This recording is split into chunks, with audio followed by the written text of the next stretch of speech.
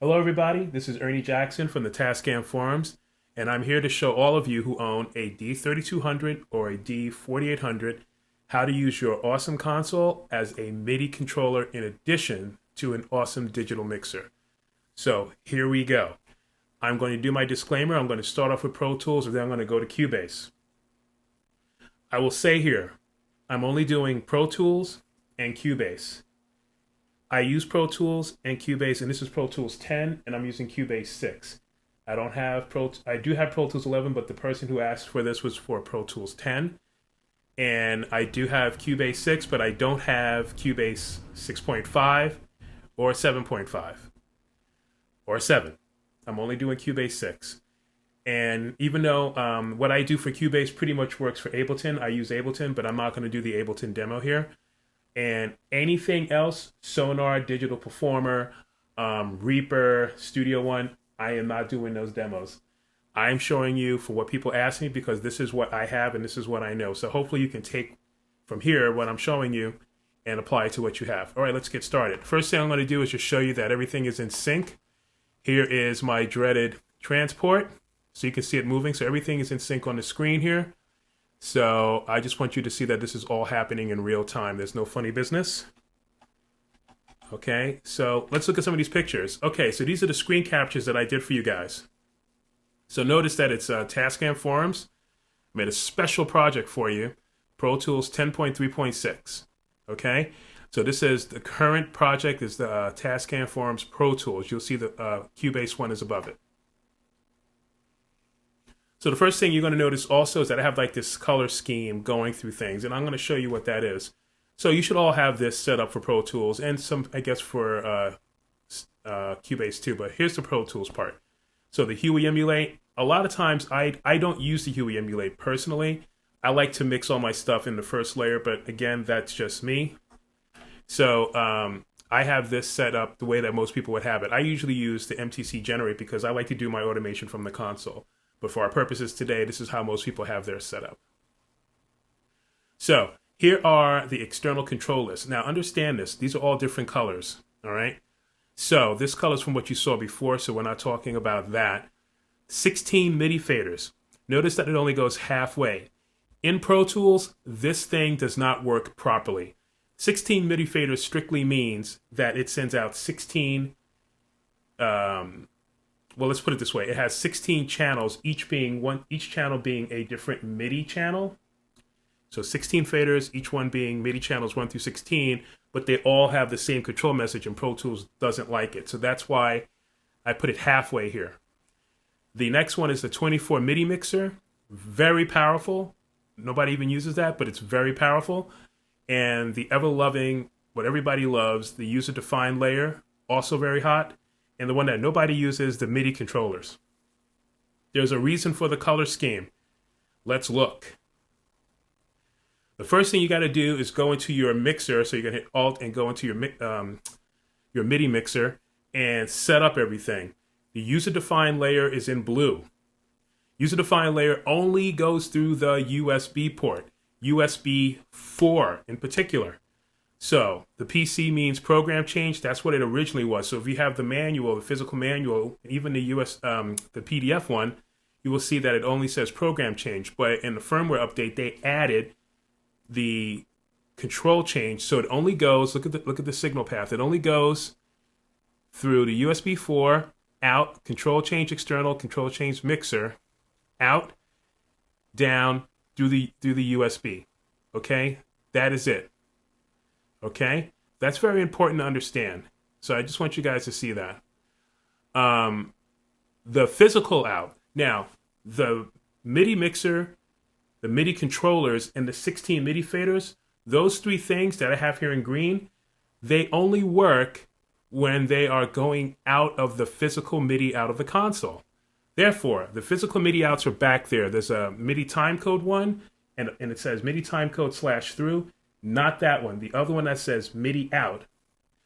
If you have the FireWire card, what I would suggest is you take the MIDI out of the console and go into the MIDI in of the FireWire card because the FireWire card is hooked up to the computer. That way you'll get the benefit of having all of those MIDI controllers. If not, I say get a MIDI out, a MIDI to USB converter. That'll work because that goes into the computer. My setup is just kind of like what I said before, except that I go MIDI out into a Mo2, MTP, AV, MIDI timepiece, MIDI merge and router, and that takes care of all the MIDI stuff that I have going into there that hits the computer. Okay? So the physical MIDI out for the other things, user defined layer only, USB. Okay. Moving on. This is the MIDI mixer. So we're going to talk about this. It's very deceptive. The MIDI mixer, you see here knobs. You see, all these knobs and they all say pan. What they are saying is these are the pan knobs you can use. In addition, I'll go to that window as a matter of fact, so we can talk. In addition to that, let's put these on here. Okay. In addition to the MIDI mixer, what's very cool is that you have 24 pans. Let's just change them all back. 24 pans. And, listen to this, 24 faders. A total of 48 control surfaces. Very, very cool. 24 pan knobs or just knobs. These are just regular knobs. And then 24 faders to assign however you want to assign them. The MIDI faders, like I said, this does not work properly in Pro Tools. Pro Tools just sees everything as MIDI channel 1 when it comes to this kind of thing. I try to get it to work, doesn't work. In every other program, incredible, works great. So we kind of forget about this in Pro Tools. The MIDI controllers, very cool if you are recording. You could use this on your software instrument. But this is cool, like if you have an external MIDI module or something like that, and you want to put like some of these control things in your program and have it send it to your external module. That's a very cool thing. And how you get to the MIDI controllers, same thing, remote MIDI controllers, right? It takes you out of the remote mode. Okay, let me just show you. And then it puts it on the screen, MIDI controllers, and you control these things by using the pods arrow down for each row. So you got 16 controllers there. Pretty cool. All right. So this is where we are. So I'm going to go back to my Huey. Okay. And then the user-defined layer, our friend. Again, 24 pan, 24 faders, or just 24 knobs and 24 faders. Very cool. So the whole point of the console was that it was modeled after basically the US 2400. When you think about it, it looks exactly the same. And it works, the Huey part of it works exactly the same. And I'm sure this has other MIDI control functions that it does. But, when you look at it, it's the exact same console. All right? Except that I would have liked to have had a joystick here. That's kind of nice. Okay. We got everything else with a joystick. Okay. Let's start off with the MIDI mixer. Okay, so I'm going to go there, MIDI mixer. Okay, so again, the MIDI mixer is so cool, right? Because in the MIDI mixer, what you have here, again, 24 faders, 24 faders and 24 pan. Super hot, okay? Just absolutely killer. And when you click on this little thing here, this allows you to set it up. So I'm using 24 faders and 24 pans. So here's the first column, which is the physical. You see that target fader? Fader. The next column, the MIDI channels, 1 through 16. And then again, 1 through 8. The MIDI control number. See how different all my numbers are? This is what I came up with as far as Pro Tools was concerned. In the other programs, you'll see in the other programs, I can use the same controller number on different MIDI channels, and it's fine. Pro Tools is a little bit different. So this is the number scheme that I came up with that works. So there's no conflict. And then you have to set the same parameters for the pan knobs. So again, this is the fader setting. This is for all the 24 faders. And then this is for the pan. So they're all different numbers. They're just random. These are actual controller numbers. And if you look in the book for which controller message it has, these numbers will be within those ranges. Okay, great. The user-defined layer, our friend. So here's the deal with the user-defined layer. Once again, you heard me say that it was all USB, and that is it. It doesn't work any other way. This is all coming out of the USB, but what the user-defined layer was supposed to be for was for you to consolidate your different faders into one layer so that you can mix just using 24 channels, which is great. But as you know, with my other video, my very first one a couple of years ago, I found the user-defined layer to do other things. But now this one is even a more different way of using it. So here we go. It has its own little button to set it up. So we're going to click there. The main thing about using the user-defined layer is that you need to use channels in your console that you are not using for anything. Look at my routing screen here. I have nothing in my routing screen, okay? I decided to use channels 41 through 64. So I'm using that last bank where I can have, EQ and compression. I'm using nothing there. And I'm using the remaining, what the book calls the 16 simple channels. There's nothing going on in there. I use the first layer to come back 1 through 32 with the Firewire card.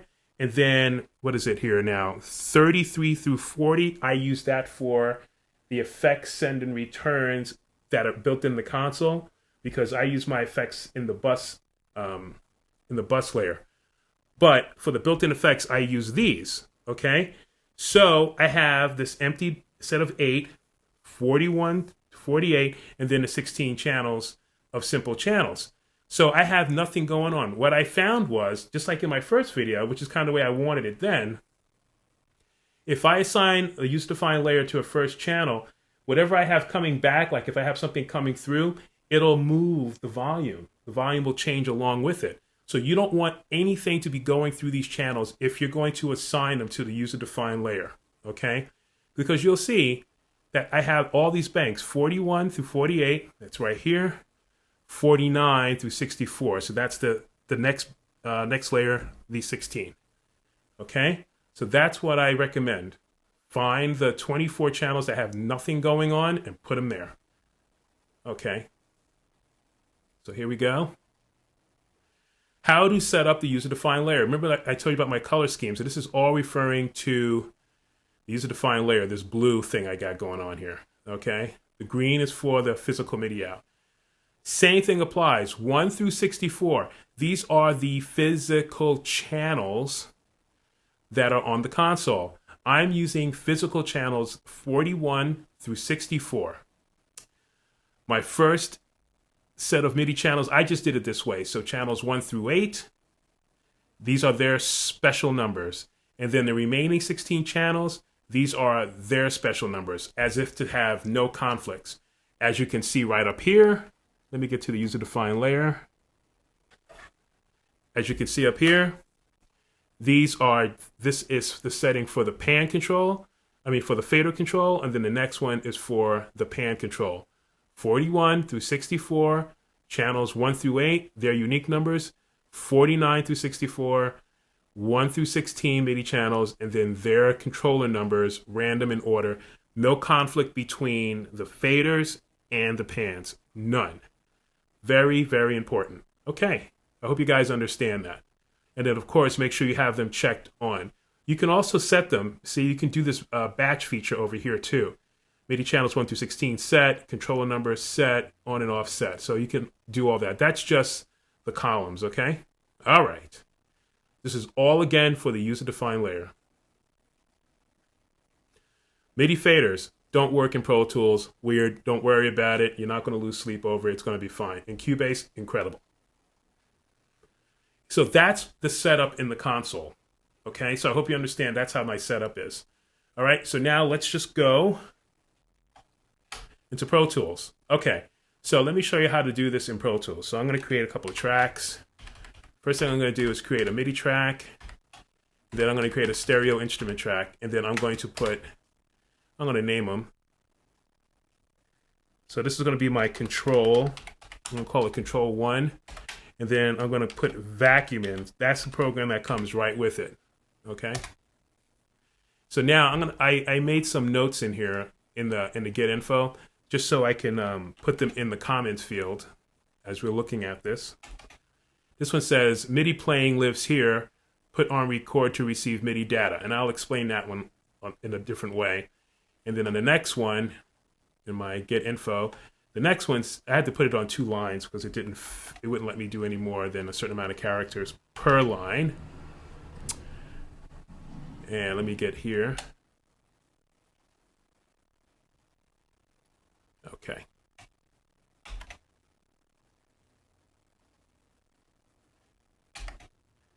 I mean, yeah, I could have had all this in there, but I wanted you to see that I wasn't, I just wanted to put it in as you were watching the video.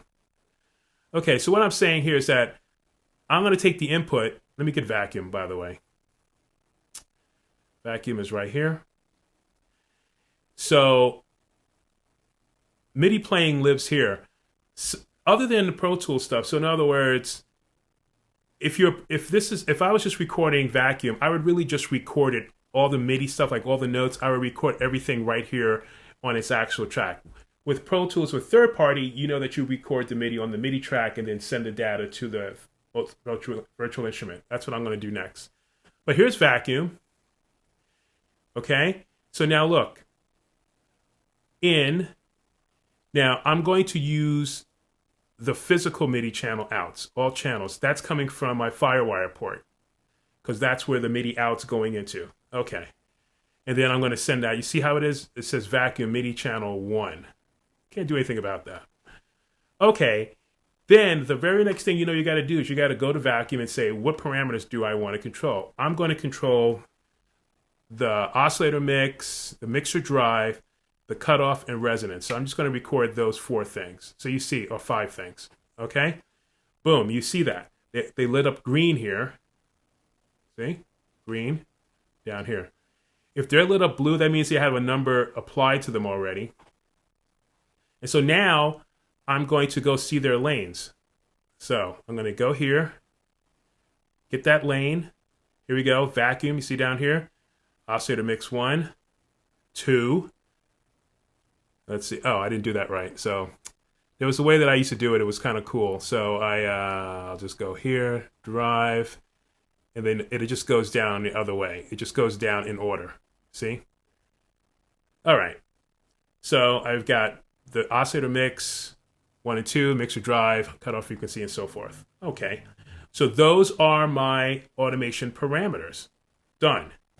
The next thing I need to do is assign them a controller.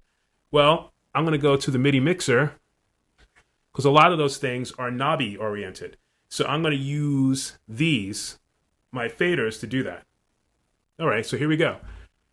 Right click, learn MIDI CC, turn knob, right? Look what happens, nothing. Do you know why? Because you got to tell Pro Tools to record it. How do you do that? Right click on the record button. Now watch. Look at that. So now it moves. Okay? This is what's going to happen. I'm just going to hit play. Well, let me keep assigning them. So I'm going to go down, learn MIDI CC, turn that one. I'm going to keep going across. You can make your own template, like some kind of physical thing. So when you use your favorite ones, you can know how to control it. And I should have gone this way. Okay, but drive I'm going to do here. Okay. So you could put something up here if you know which ones you're using. All right. So now I don't need to put any music there because we're not really talking about that. We just want to see it work. So here it goes. I'm going to turn the knobs and I'm going to hit play. And in fact, I'm going to make this screen a little bit smaller so I can get a little bit more so you can see out of it. Okay. Here we go. I'm going to hit play. I'm just going to turn stuff. Turning each one that I assigned. And now I have automation. Pretty cool. I'm just writing on each knob. Okay? Here's a funny thing. I'm going to put a note in here. I'm going to assign it because I'm coming out of the program to talk to you guys. I'm just going to draw a bad note. Make this bigger. I'm going to draw a note till about there. Okay. Now watch. I'm going to write over, but it's not going to affect the note because I'm hitting play. My point in saying this is you can already have MIDI data, note data on there. As long as you have your MIDI merge set right here, all you got to do is hit play while that's on record, okay? I mean, again, if I do this, if I take it off record and I just, you see, it won't do it unless I do, even if I do that, right? Even if I have that set and I put record on here, you know, but it's looking to record it onto that track. That's not correct. So put it on record, but hit play. Make sure you hit play. Here I go again. I'm just going to move some knobs here. All right? It's all coming, doing nothing. All this data is good stuff. Did not affect the playback of the note. So there you go. So that is your automation. So now I'm going to do it through the user-defined layer. So I'm going to add another instrument. Yeah.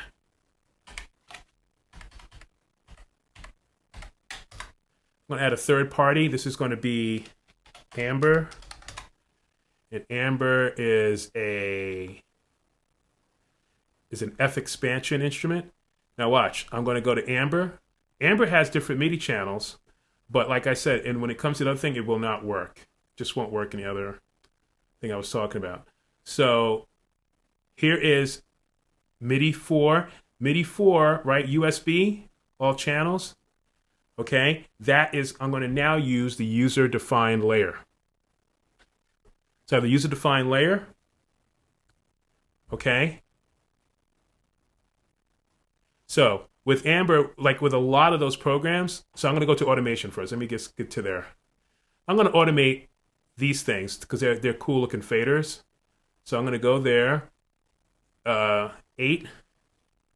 4, and noise. Because those are faders. And then for a knob, I'm going to do cutoff filter. Filter cutoff. Where is that at? Here we go. I'm going to make that a knob. Okay. Now watch.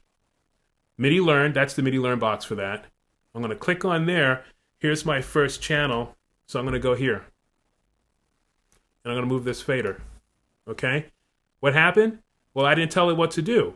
I'll put it on Amber, put it on right.